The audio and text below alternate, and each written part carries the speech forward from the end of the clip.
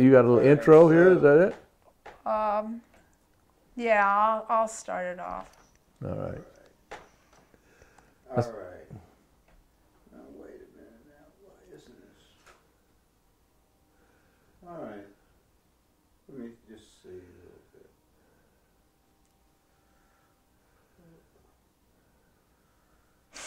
All right.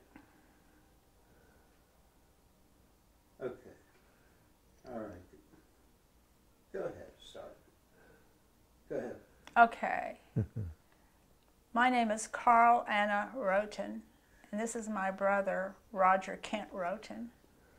And we were having a discussion last night about our family and how much we enjoyed our family and such interesting people. And so I thought of asking Rich to come over and do an interview with us, talking about our family. And I guess the first thing we'd have to say is that we came from Kansas. Coffeyville, Kansas. Coffeyville, Kansas first, and then Wichita, Kansas, and then some other places in Kansas. But we should talk about Coffeyville, Kansas first. All right. Well, you say what you want to say. I'll just say it was a great place to buy tamales from a man who had a little tamale stand in the town. Basically, we lived in a little town, Coffeyville, Kansas, best known for where the Dalton gang was shot up at the Coffeyville Bank.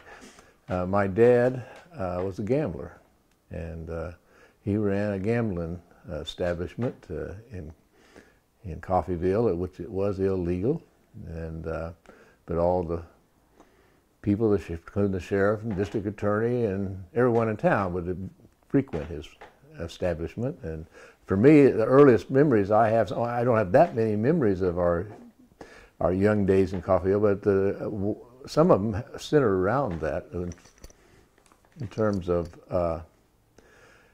I remember going out to where he had his establishment, and it was a two-story building, and when you went up to the second story, he had a periscope that went down to the front door.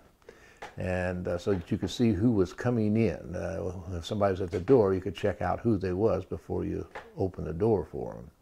And he also had a thing across the road that was like acted as a bell that when people drove in, it would ring in his establishment. And I also remember before we ever had a TV at home, he had a small TV.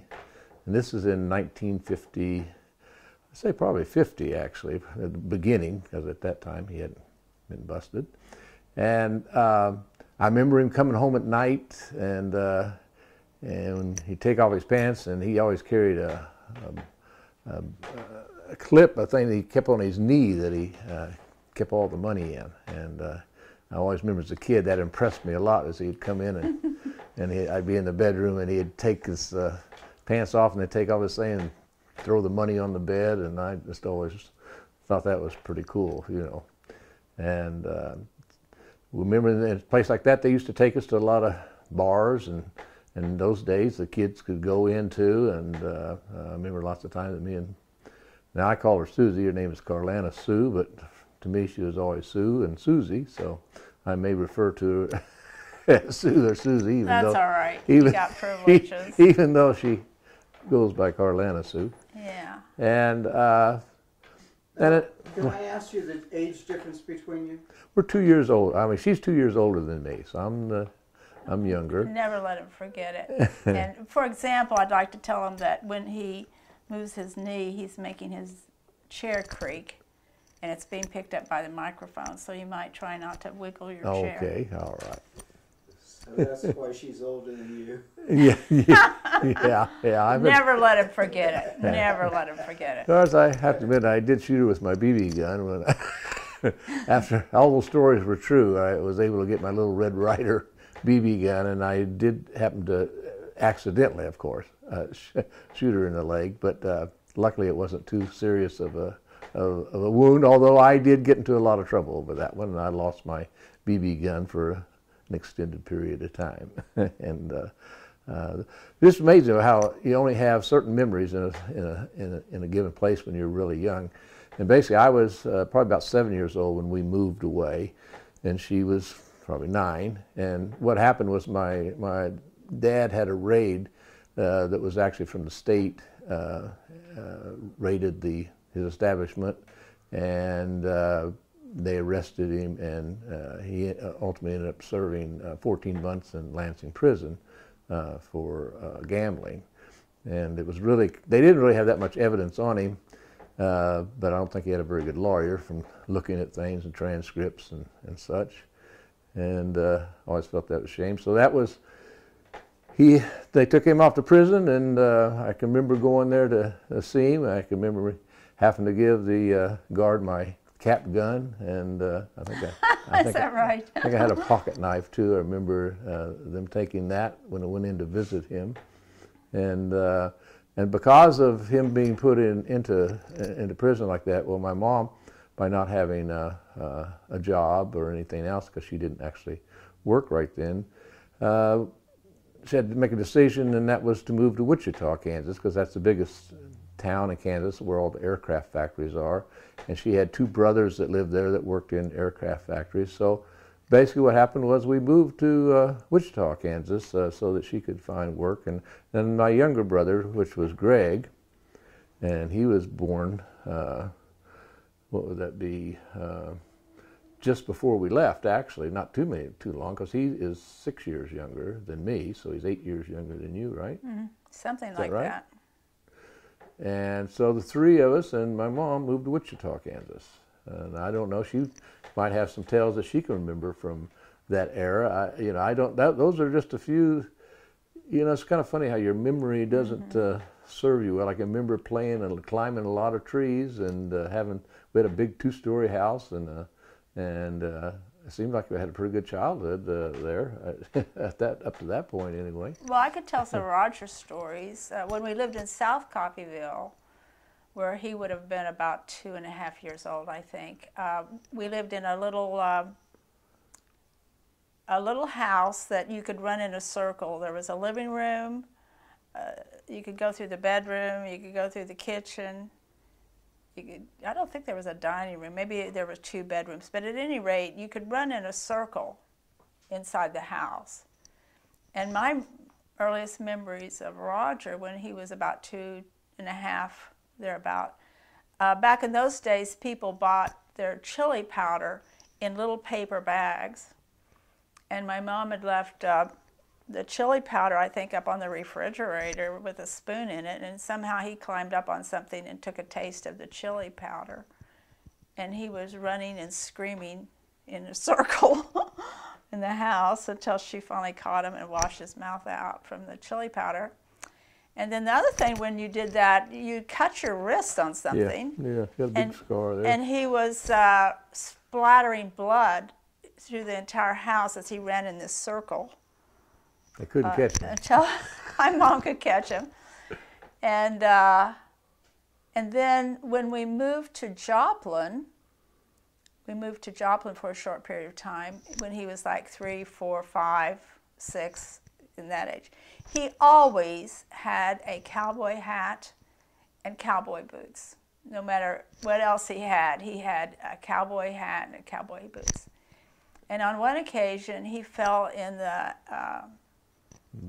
ditch, and I think it was sewer water. It was something terrible. Anyway, he stood up, having fallen into this, and there was nasty water dripping all around his cowboy hat. And he was holding his arms out, dripping, his arms dripping, and I'm sure his boots were full of it too. I thought that was pretty funny. I do remember laughing at your expense. And then, let's see, another time during that period when you weren't too old, but you were, maybe 5 or 6 or something, I had jumped off the bed, the headstead of the bed, and one of my vertebrae was knocked out of place, and the chiropractor had come and couldn't get it straight. Anyway, he made me so angry that in trying to hit him with my fist, it put the vertebrae back in place. And then a few years later, there was one occasion when I did try to kill him. And I don't really know that it was mercy or whether he was strong enough to get the pillow off of his head. But I did make a serious attempt because he would do things, and it seems like he was always in his cowboy boots and his cowboy hat. Like, say, I had spent a really long time sweeping the dirt in a room up into a nice little pile, and before I could sweep it up, I would see those cowboy boots come through and kick the dirt that I had carefully swept up into a pile. And things like that will make a big sister really mad. And that was the sort of thing he would do to his loving sister who took care of him. You have to admit that there were sometimes justifiable causes. He wasn't always so nice to me either, young lady. Well, and then if we did get in a fight, once I get her down, she would go into her standard stock thing was, "I can't breathe, I can't breathe," and I'd have to let her up. It really wasn't true, but yeah. And then we had this blow gun with a long Darts. needle, and we lived in a fourplex, and we used the front door for the back, to shoot the target. And after a while, you messed up the door. And we got thrown out of that apartment house because of what we did to the door with the blow gun. I don't know if you remember that, but I do. I don't remember that one. Yeah. Don't remember. And he would lock me out of the house, and then I'd lock him out of the house, and we spent a lot of time locking each other out of the house, I think. That's true. Yeah. So that was our early childhood. And so if you want to talk some more about whatever you wanted to tell about, we were still in, we had just moved to Wichita when I interrupted. No, that's fine. We Okay. moved to Wichita, and we did move around a little bit. And by this time, she was, she was becoming a teenager, basically. And she had a couple of 2 or 3 girlfriends, and they got out a lot, that's for sure. They liked dressing up and looking cool and sexy, and they used to have, she actually was a model. She actually had a lot of people don't know this, but she actually had some really nice pictures taken, was a professional photographer, and I don't know. She had these girlfriends. I guess I liked that because at that time I was about 11, and so she had these 3 girlfriends. Yeah, I was going to mention that. My girlfriends like to practice kissing. So we get a dance with I get a dance with the girls and get a kiss with girls and they were practicing. Not that they cared anything about me, but they was practicing. Oh, that's what they said anyway. But anyway, it was good for me anyway. It was good for them, but it was good for me. And we had a lot of crazy times during that period of time. It was an interesting times, and several girlfriends. I even actually got into. I read a book called Hypnotism in You, and I'd read this book on hypnotism, and so I wanted to try it. Now my sister would not have anything to do with it, but her girlfriends would. Well, no, that's not entirely true because I think I was probably the person who got the book from the library, and I did participate in it, and I learned self-hypnotism, so I could actually. Well, we differ in our recollection. Yeah, I could actually. I trained myself to deal with pain, and I even would go to the dentist and not have anesthetic, using my techniques of self-hypnotism. Well, I didn't use that. I just tried to hypnotize the girlfriends just to see if it would work. But it wasn't. I mean, it was just to see whether it worked because it was a very fascinating subject, and it wasn't like one of those things you immediately put somebody in a trance. But there was 2 of the girls that I actually could put into a trance and could make them do things like holding their arm or their legs up for long periods of time, and we actually stuck them with things. Basically, they gypped school. Basically, we all didn't go to school on a particular day, the one I remember the most. And they was actually hypnotized. And I went through the whole thing, the counting backwards and all that sort of stuff. And the bad thing was on like the second time I did it, right at that time, Dr. Morgan in the cartoons was a whole thing about this hypnotist that somebody didn't wake up, you know, couldn't bring them out of the trance. And basically that actually happened. I think it was Barbara, is that her? Let's see. I can't remember. Okay, well, anyway. I don't do very good at it. After it was all done, we did all the little experiments we do to see if they was really hypnotized or not. And then I did the counting and then, you know, clapped my hands and she didn't wake up. And she was out and we're kind of shaking her and I do the same thing. Freaking out at that time. I mean, God, I'm never going to do this again. No, we never did that again. And probably the reality was that what she probably did is just went to sleep, in a deep sleep. But no matter what, that ended my career as a hypnotist. But it was interesting, and it actually does work. Sometimes it takes 30 minutes, a half an hour, you know, or 20, 30 minutes of having him stare at an object, do the counting, do the talking. But it actually did work. But she would never let me do it to her. She never would be my subject. No. Which I don't blame her. But anyway. So then. Can you tell what year, what time frame? Yeah, what time frame, what year this is transpiring? This would be the early 50s. Probably around, like I say, 54, 50, 55. 55, between that, yeah. 56. It probably could have went on. I mean, this whole period stretched on into it because it went over a little period of time. But I would say, when she was actually the teenager. When I was 10 years old, it was 52. Yeah. It was 52 when I was 10 So years I'm just saying these things when and you were a teenager, 56, 57. to 14, not past 15. Yeah. We had gone. You was only 13 when a lot of this stuff was going on. Yeah, though. it was. Because time right. you was already out. I would say 11, 12, 13. Yeah. Really not past 13. So we both were actually, you So know, my mom worked a lot, and she did drink some at that time, a period of time in her life, and we took care of ourselves pretty much, you know. So there were just the two of you? And No, Greg, my little brother, and of course he probably has worse stories. Good thing he's not here because he was 6 years younger, and we was the older. And we were. And we probably didn't do a great, you know. Anyway, to be in charge he loves us dearly, but I don't know because we was in charge a lot of times. And so, which it just chills me to think of. So I think he will probably have a totally different perspective of that period of time than we will.